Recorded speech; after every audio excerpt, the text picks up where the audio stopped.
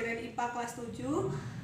Hari ini sebelum memulai pembelajaran, alangkah baiknya untuk kita memulainya dengan berdoa. Kepada ketua kelas dipersilahkan untuk memimpin doa. Berdoa mulai. Amin. Nah, selanjutnya Ibu akan melakukan absensi. Untuk mempersingkat waktu, Ibu tidak akan menyebutkan nama siswa satu persatu. Ibu akan langsung menanyakan siapa yang hari ini tidak masuk. Putra tidak masuk, Bu. Kenapa? Sakit.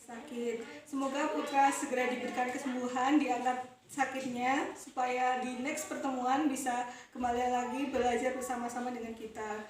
Nah, hari ini kita akan belajar di topik kedua, bab 2, untuk mata pelajaran IPA kelas 7, yaitu tentang topik klasifikasi makhluk hidup. Apa kabar semuanya hari ini?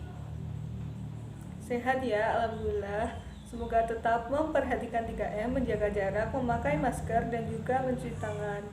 Nah, masih semangat untuk hari ini?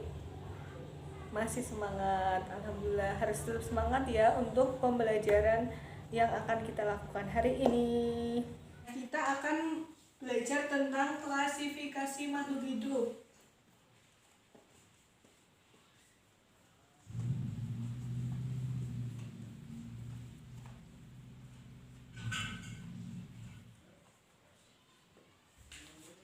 Nah, mohon maaf sebelumnya karena Ibu tidak bisa menjelaskan di sekolah karena kondisi pandemi COVID-19, jadi Ibu menjelaskannya di rumah, dan semoga walaupun keadaannya seperti ini, kalian bisa tetap memahami materi-materi yang Ibu jelaskan nanti. Nah, topik kita hari ini adalah tentang klasifikasi makhluk hidup, di mana tujuan dari pembelajaran klasifikasi makhluk hidup adalah siswa yang pertama diharapkan memahami pengertian dari ciri-ciri makhluk hidup dan makhluk yang tidak hidup. Kemudian, siswa dapat membedakan antara makhluk hidup dan makhluk yang tidak hidup. Yang ketiga, siswa dapat mengidentifikasi ciri-cirinya, menyebutkan ciri-cirinya, dan kemudian melakukan identifikasi dan observasi. Untuk identifikasi dan observasinya, seperti yang Ibu jelaskan, bahwa untuk observasi dan identifikasi kita akan menggunakan metode problem based learning, yaitu metode dengan kita berkelompok, dibagi beberapa kelompok di dalam kelas seperti yang sudah Ibu jelaskan di WA group kemarin. Tapi untuk observasi dan diskusinya dijelaskan di pertemuan selanjutnya. Hari ini Ibu akan menjelaskan secara detail tentang materi klasifikasi makhluk hidup, di mana fokus bahasanya adalah yang pertama kita mengetahui ciri-ciri makhluk hidup. Untuk bahasan ciri-ciri makhluk hidup, kita akan fokus dan menjelaskan secara detail tentang ciri-ciri makhluk hidup. Sebelumnya, apa sih pengertian dari makhluk hidup? Makhluk yang hidup benar tapi agak kurang tepat. Jadi makhluk hidup adalah makhluk yang memiliki beberapa kriteria. Nah, yang kriterianya akan Ibu jelaskan satu persatu. Ciri-ciri kehidupan memiliki beberapa kriteria. Yang pertama adalah bernafas. Apa itu bernafas? Bernafas adalah proses menghirup CO2, menghirup O2 dan mengeluarkan CO2. Setiap hari kita bernafas. Kita, manusia, hewan, dan tumbuhan yang merupakan makhluk hidup memiliki ciri-ciri bernafas. Nah, bernafas ini kalau di tumbuhan biasanya dilihat di berbagai organ-organ di dalam tumbuhan, seperti bisa di akar, batang, di daun. Beberapa tumbuhan memiliki alat pernafasan yang berbeda-beda. Yang kedua adalah bergerak. Bergerak itu apa ya, Bu? Bergerak itu adalah suatu proses perpindahan posisi dari satu posisi ke posisi yang lain. Setiap hari kita selalu melakukan pergerakan. Kita menggerakkan tangan, berjalan, melakukan aktivitas, itu termasuk kita melakukan bergerak. Bergerak itu terbagi atas dua hal, yaitu bergerak secara pasif dan bergerak secara aktif. Perbedaan di antara pergerakan pasif dan pergerakan aktif adalah jika pergerakan pasif ini pergerakannya dibantu oleh orang lain, sedangkan pergerakan aktif ini dilakukan oleh diri sendiri.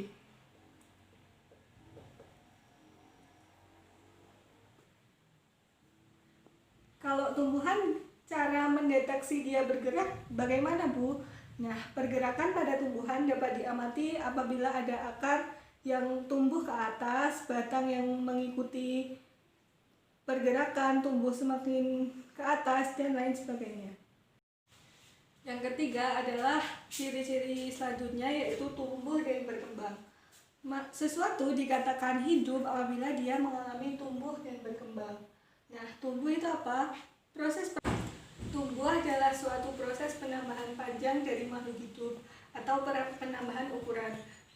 Proses penambahan ukuran ini berlangsung bersifat irreversibel atau tidak dapat kembali. Kemudian yang kedua, berkembang. Berkembang itu apa? Berkembang adalah suatu proses untuk makhluk hidup menuju kedewasaan. Nah, proses makhluk hidup menuju kedewasaan di dalam manusia ditandai apabila seseorang, kalau perempuan mengalami menstruasi, perubahan suara di laki-laki, dan lain sebagainya, itu termasuk dalam perkembangan. Kemudian kalau di tumbuhan diamati dengan apabila tumbuhan menumbuhkan buah dan tumbuh bunga. Untuk ciri yang keempat adalah jika makhluk hidup dikatakan hidup apabila dia membutuhkan makanan atau membutuhkan nutrisi. Kita membutuhkan makanan atau nutrisi untuk kita supaya kita bisa mendapatkan energi. Setiap manusia itu membutuhkan energi, setiap makhluk hidup membutuhkan energi. Kalau di dalam tumbuhan dapat diamati, jika tumbuhan itu membutuhkan energi, maka tumbuhan akan melakukan proses fotosintesis. Itu menandakan bahwa tumbuhan membutuhkan energi. Nah, untuk ciri-ciri yang selanjutnya yaitu berkembang biak. Berkembang biak itu apa? Berkembang biak itu adalah suatu proses makhluk hidup untuk dapat memperbanyak keturunannya. Nah, kita sebagai makhluk hidup juga melakukan berkembang biak karena seperti contohnya, kita ini punya ayah, punya ibu, dan ayah ibu kita pasti punya orang tua kan. Nah, orang tua kita yang disebut dengan nenek. Nenek dan kakek itu kan merupakan suatu contoh dari berkembang biak. Kita punya keturunan, punya generasi satu dan generasi selanjutnya. Untuk ciri yang keenam, ciri-ciri makhluk hidupnya adalah yang dinamakan dengan adaptasi. Apa itu adaptasi? Adaptasi adalah suatu proses untuk makhluk hidup menyesuaikan diri dengan lingkungannya. Contohnya pada tumbuhan kaktus yang hidup di daerah yang kering memiliki bidang dari daunnya yang sempit, sementara yang hidup di air memiliki bidang daun yang biasanya lebar-lebar. Kalau di tumbuhan, adaptasi dapat diamati pada contohnya tikus, kadal, dan lain sebagainya bisa menyesuaikan diri dengan lingkungan tempat ia tinggal. Misalkan akan menyerupai daun yang ditempatinya dan lain sebagainya. Untuk ciri-ciri yang terakhir itu adalah peka terhadap rangsang. Setiap makhluk hidup adalah memiliki sifat peka terhadap rangsang. Misalkan kita jalan, kita ada sinar cahaya yang menyilaukan mata, kita pasti akan mengarahkan mata kita atau menutupi mata kita supaya tidak silau. Itu salah satu contoh dari kita peka terhadap rangsang. Kalau di tumbuhan biasanya ada tumbuhan yang mengikuti arah cahaya, mengikuti putri malu itu kalau disentuh bisa berubah menutup daunnya. Itu merupakan salah satu contoh dari peka terhadap rangsang. Itulah beberapa yang dapat Ibu sampaikan dari uraian ciri-ciri makhluk hidup. Kalian bisa menggali potensi kalian lagi, menggali pengetahuan kalian lagi dari berbagai sumber ya di rumah. Kalau semisalkan sebelumnya kita review terlebih dahulu untuk ciri-ciri makhluk hidup, sebutkan apa saja. Bernafas, betul. Yang kedua, bergerak. Ada lagi tumbuh dan berkembang, betul. Terus kemudian ada adaptasi, betul. Terus kemudian peka terhadap rangsang, pintar. Nah, kalian bisa memahami berbagai hal tentang ciri-ciri makhluk hidup seperti bernafas, bergerak, dan lain sebagainya dengan pemahaman kalian sendiri, dengan sumber dari berbagai hal, bisa dari internet dan lain sebagainya, karena memang keterbatasan waktu ibu untuk menjelaskan karena pertemuan kita tidak memiliki waktu yang banyak.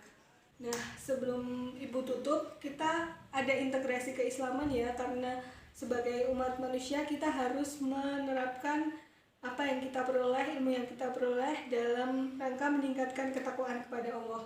Allah sudah menetapkan berbagai ciri-ciri makhluk hidup yang kita miliki, kayak kita bisa bernafas, kita bisa bergerak. Alangkah baiknya kita yang sudah diberikan ciri-ciri makhluk hidup yang lengkap, ciri-ciri makhluk hidup yang sehat, bisa bernafas, bisa merasakan rangsang, bisa bergerak, bisa tumbuh, bisa berkembang, bisa melakukan, terus kemudian banyak hal yang bisa kita lakukan. Alangkah baiknya untuk kita melakukannya, mensyukurinya dengan tetap berbuat baik, tetap belajar, semangat belajar, menuntut ilmu, menjadi insan yang lebih baik.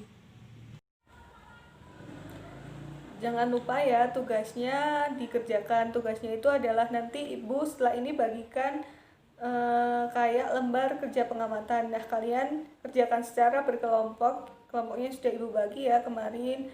Nah, itu kerjakan dengan teliti, dengan tepat, dianalisis.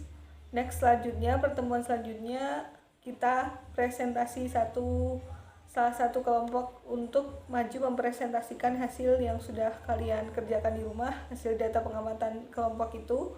Nah, seperti itu ya. Itulah yang dapat saya sampaikan. Ibu tutup. Sebelumnya, jangan lupa dikerjakan tugasnya, jangan lupa mempelajari materi kembali untuk materi ciri-ciri makhluk hidup.